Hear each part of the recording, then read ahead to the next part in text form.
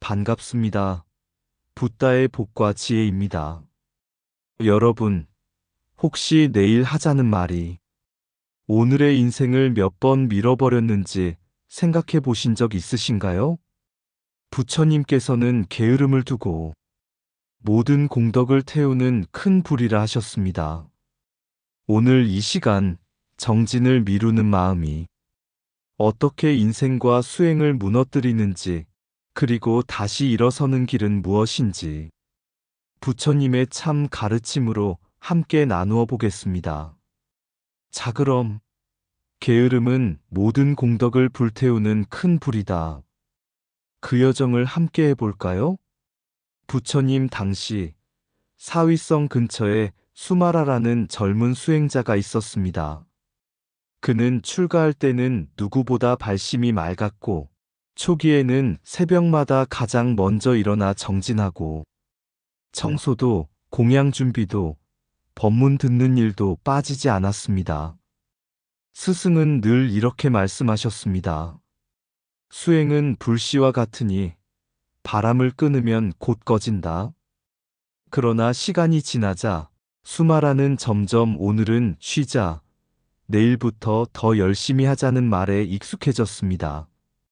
좌선은 하루가 이틀이 되고 경을 읽는 시간은 점점 짧아졌으며 마침내는 수행보다 잠이 먼저 찾아오는 날이 많아졌습니다.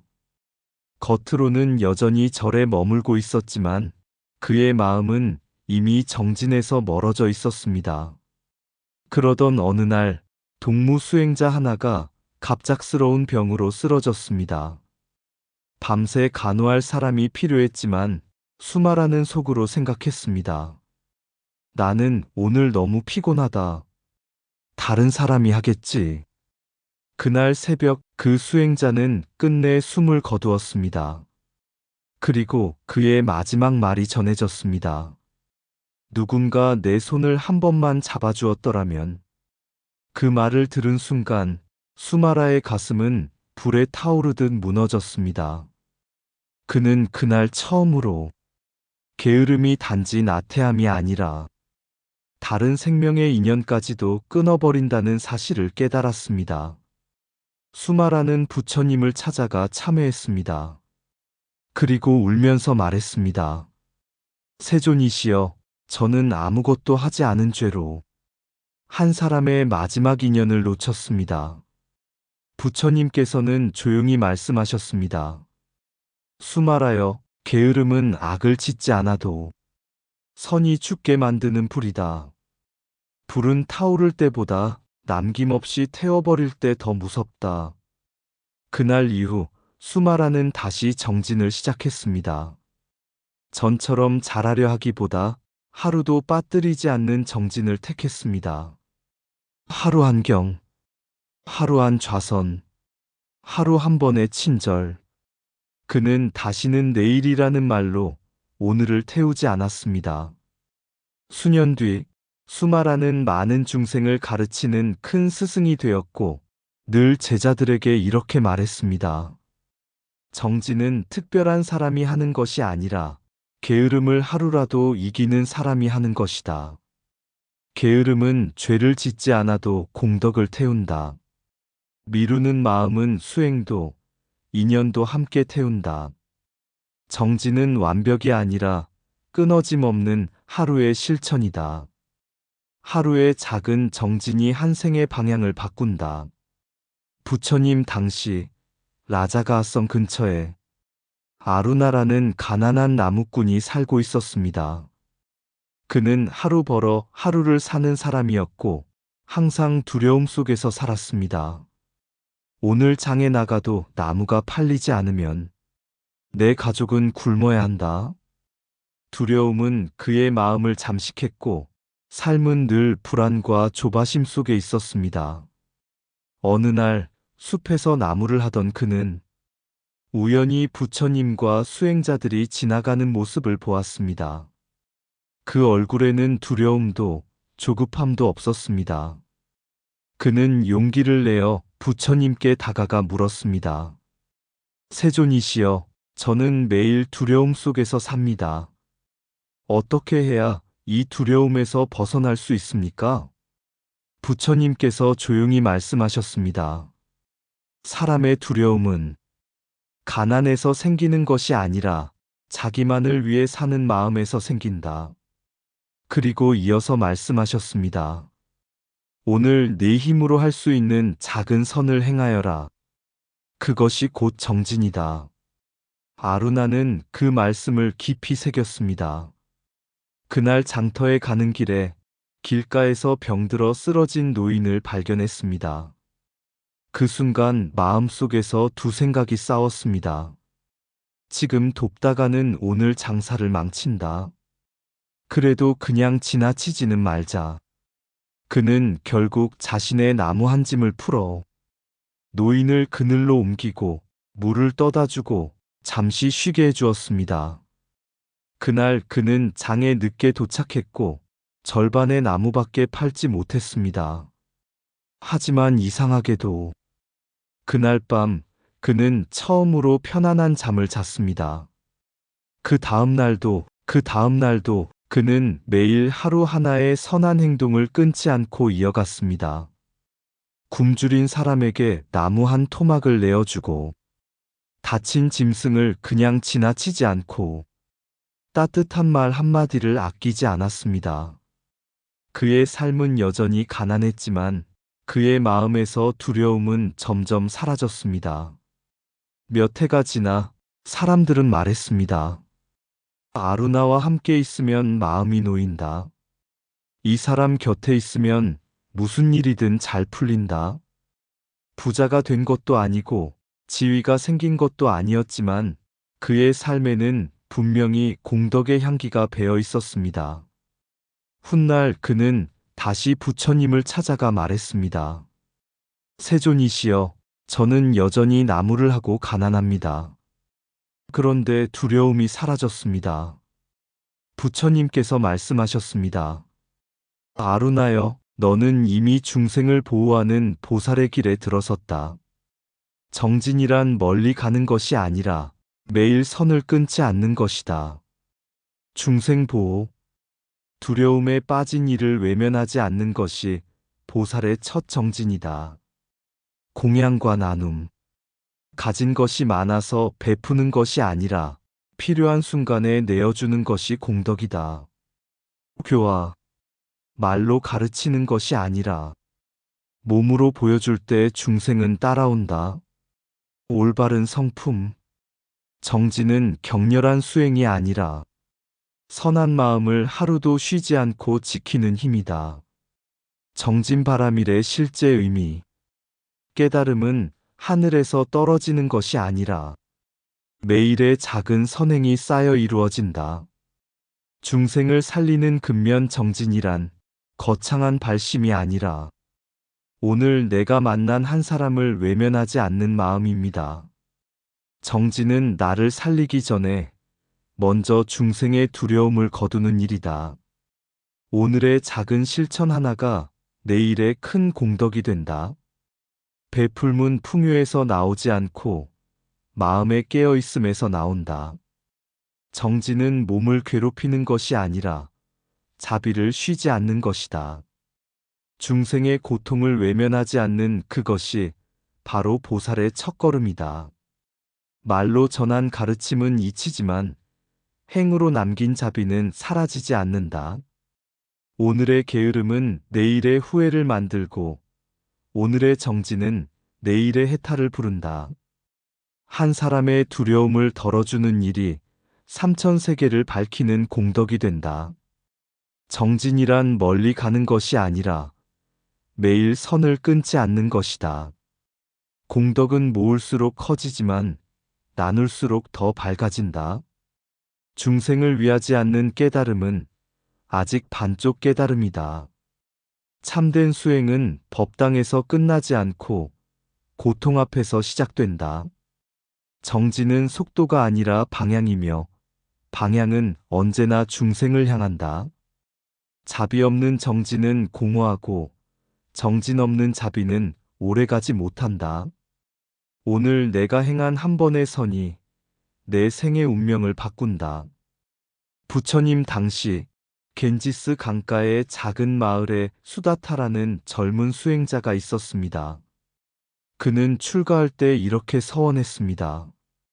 제가 먼저 깨닫지 못하더라도 중생을 위해서는 멈추지 않겠습니다.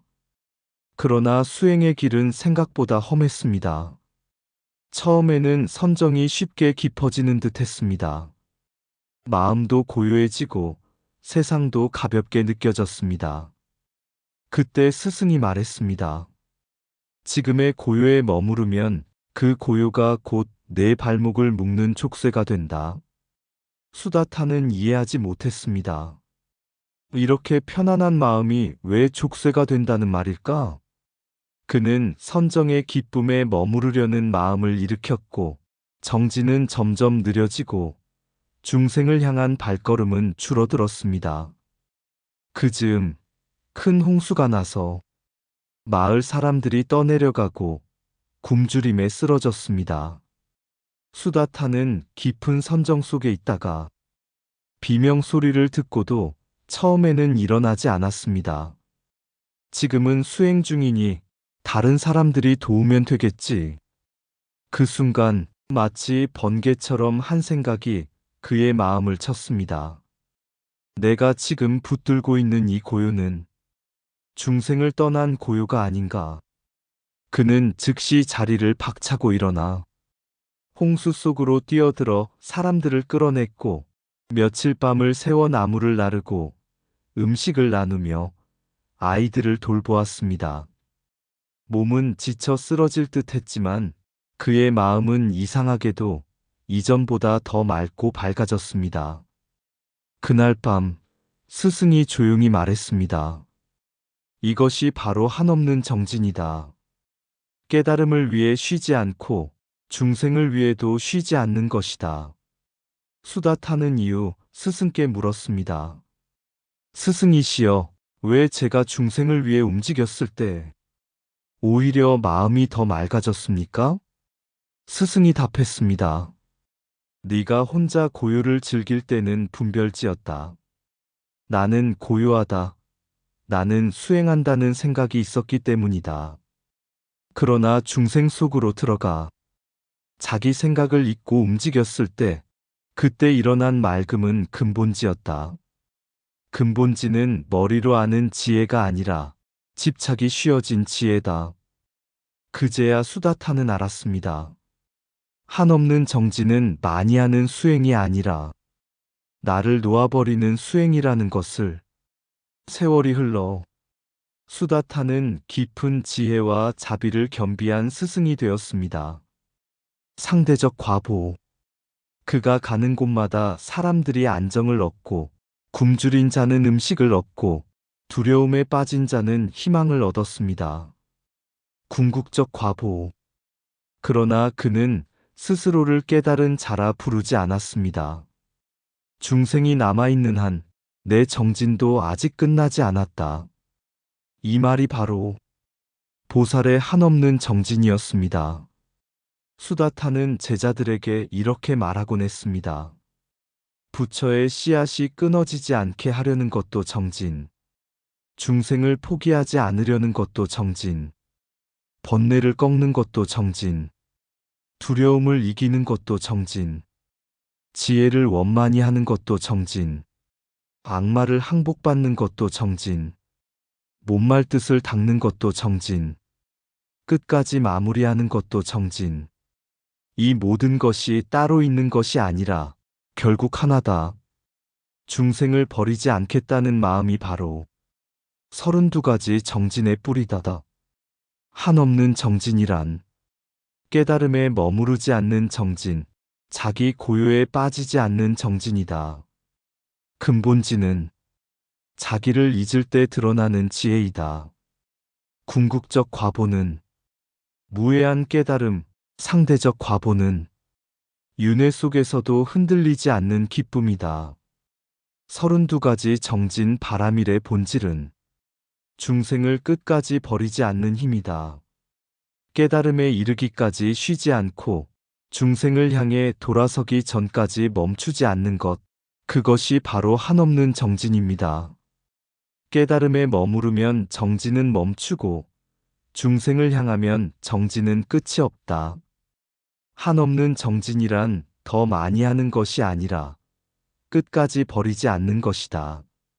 고요에 집착하면 수행은 쉬고 자비로 나아가면 정진은 살아난다. 근본지는 아는 나를 놓을 때 드러나고 분별지는 내가 안다 할 때 생긴다. 중생을 떠난 깨달음은 고요한 족쇄요. 중생을 향한 정진은 해탈의 날개다.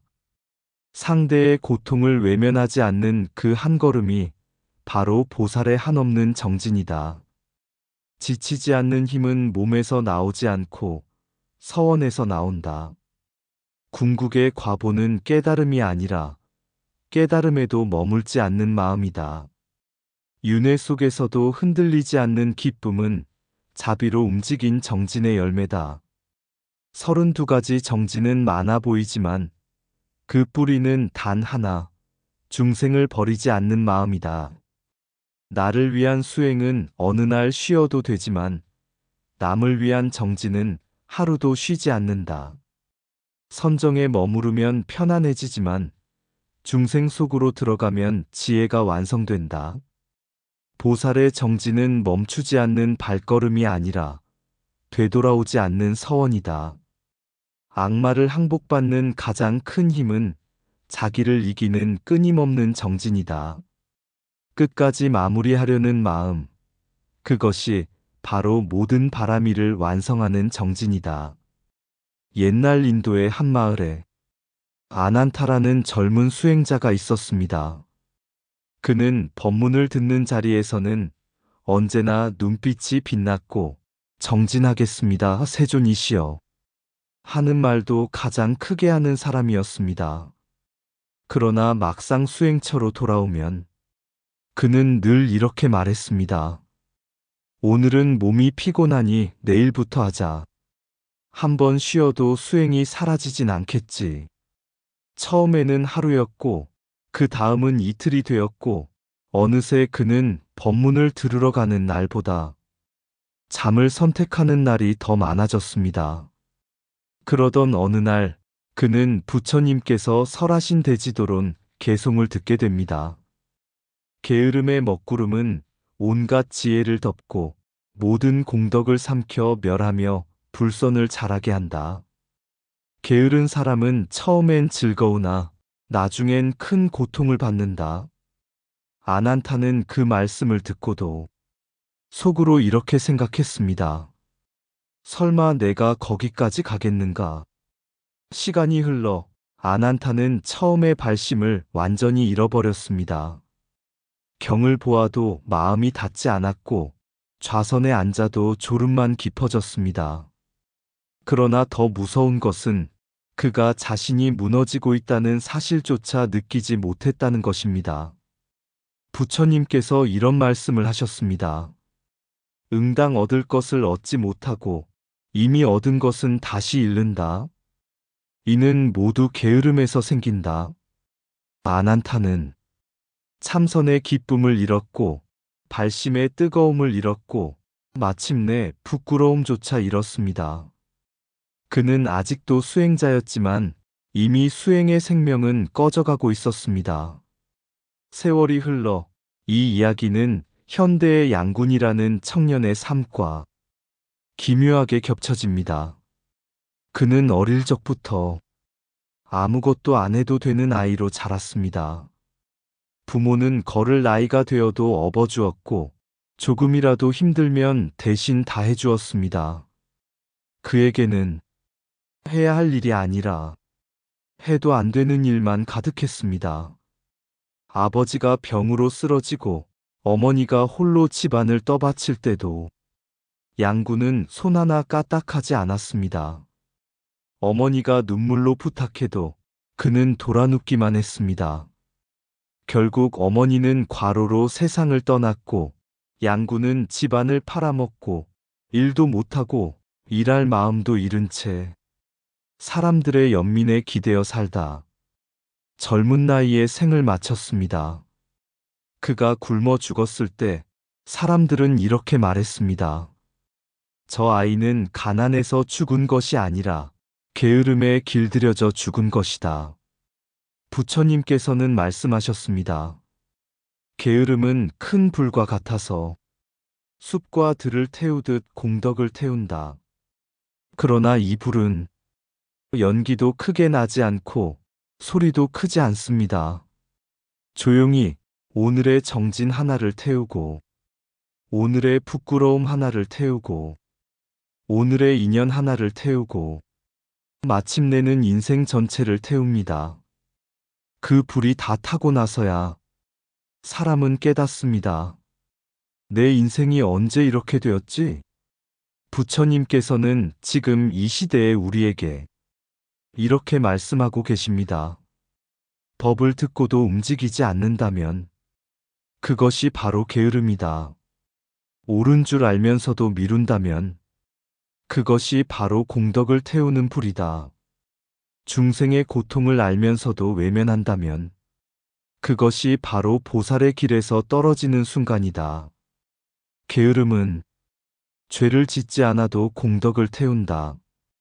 게으름은 지금은 편안하나 나중에는 반드시 삶을 무너뜨린다. 게으름은 수행자에게서는 해탈을 빼앗고 세간 사람에게서는 인생을 빼앗는다.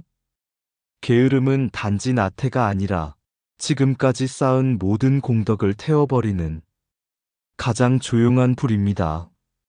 게으름은 악을 짓지 않아도 이미 지은 선을 스스로 태운다. 작은 미룸 하나가 큰 인생을 무너뜨린다. 정진은 오늘 나를 살리고 게으름은 내일의 나를 죽인다. 게으름은 불처럼 타오르지 않고 조용히 모든 것을 죄로 만든다. 법을 듣고도 움직이지 않으면 그것이 이미 큰 업이다. 편안함에 머무는 순간 공덕은 그 자리에서 멈춘다. 게으름은 적처럼 오지 않고 친구처럼 다가와 인생을 앗아간다. 이미 얻은 것도 다시 잃게 하는 힘, 그것이 바로 게으름이다. 수행자를 무너뜨리는 것은 번뇌가 아니라 방심이다. 게으름은 지금은 꿀처럼 달지만 끝은 반드시 고통이다. 정진을 하루 쉬면 공덕은 천리를 물러난다. 부끄러움을 잃는 순간 수행은 이미 죽었다. 게으름은 천천히 사람을 버리고 인생을 조용히 빼앗는다. 죄를 짓지 않았다고 안심하지 말라. 정진하지 않는 것 또한 큰 허물이다. 공덕은 쌓는데 평생이 걸리지만 게으름은 하루 만에 태운다. 게으름은 모든 공덕을 태우는 큰 불. 옛날 깊은 산 중에 한 노승과 젊은 수행자가 함께 살고 있었습니다. 젊은 수행자는 총명했고 경전도 곧잘 외웠으며 참선을 하면 금세 고요에 들었습니다.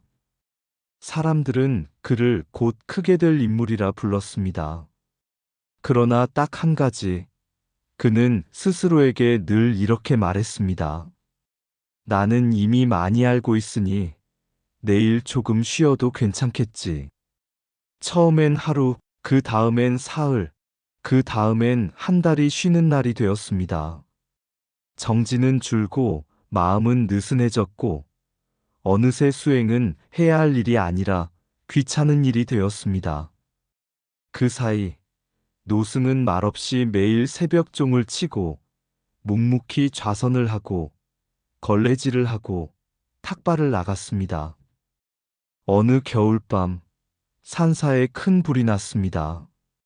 창고에 쌓아둔 양식과 법구, 옷가지들이 순식간에 불길에 휩싸였습니다.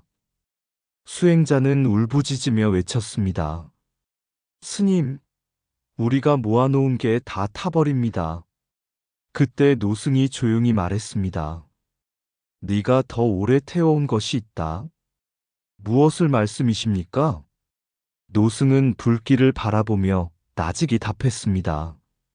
네가 하루 미룬 정진이 하루의 공덕을 태웠고 네가 한 달 미룬 수행이 한 생의 복덕을 태웠다. 지금 타는 것은 창고가 아니라 네가 쌓지 않은 공덕의 자리다. 그 말에 젊은 수행자는 그제야 무너져 울었습니다. 불은 새벽이 되어 꺼졌지만 그의 눈물은 그날 밤이 지나도록 마르지 않았습니다. 그는 그날 이후 다시 새벽종보다 먼저 일어났고 남보다 늦게 눕고 가장 힘든 일을 스스로 맡았습니다. 누군가가 묻자 그는 이렇게 답했습니다. 나는 불을 2번 겪었습니다. 한 번은 눈에 보이는 불이었고 한 번은 내 마음의 게으름이었습니다. 전자는 하루 만에 꺼졌지만 후자는 한 생을 태울 뻔했습니다. 세월이 흘러 그는 많은 중생을 건지는 스승이 되었습니다. 그러나 그는 평생 스스로를 이제 막 다시 시작한 수행자라 불렀습니다. 그리고 제자들에게 늘 한마디만 남겼습니다. 정진을 미루는 순간 너는 불씨를 품는 것이다. 게으름은 죄처럼 보이지 않지만 공덕을 태우는 불이다. 정진은 특별한 사람이 하는 것이 아니라 매일 다시 시작하는 사람의 몫이다. 깨달음은 멀어서 오지 않는다. 오늘 게으르지 않은 한 걸음이 곧 그것이다. 공덕은 쌓는 데는 오래 걸리지만 태우는 데는 한 생각이면 충분하다. 하루 미룬 마음에 불씨 하나 떨어지고 한숨처럼 쌓인 나태 위에 무명의 불길이 번져간다. 죄를 짓지 않아도 정진을 쉬는 순간 공덕의 숲은 소리 없이 재가 되어 무너진다. 부지런함은 종이 되어 새벽을 깨우고 게으름은 연기가 되어 발심을 흐리게 한다. 한 걸음 미룬 오늘이 한 생을 늦추고 한 번 눕힌 마음이 중생의 등을 더 멀게 한다. 보살은 잠들지 않는다. 눈이 아니라 서원이 깨어있기 때문이다. 피곤해도 좌선을 펴고 괴로워도 자비를 들고 상대적 과보 속에서도 궁극의 빛을 놓지 않는다. 불은 밖에서도 타지만 더 무서운 불은 내 안에서 타오른다. 그 불이 이름하여 게으름이다. 그러므로 오늘 또 걷는다. 작은 이타의 발걸음으로, 작은 참회의 숨결로, 작은 정진의 촛불로. 촛불 하나는 약해 보여도 어둠 전체는 이긴다. 게으름은 모든 공덕을 태우는 큰 불이지만 정진은 모든 중생을 살리는 단 하나의 빛이다. 이 영상이 끝날 때쯤 여러분의 하루에 단 하나의 작은 정진이라도 다시 살아나기를 바라는 마음으로 시작합니다. 게으름을 이기는 것이 곧 인생을 이기는 길임을 부처님 참뜻 안에서 오늘 분명히 확인해 보겠습니다. 이상 붓다의 복과 지혜였습니다. 오늘도 복지구족한 날 되세요. 구독과 좋아요는 붓다의 복과 지혜를 밝히는 큰 자비의 등불이 됩니다.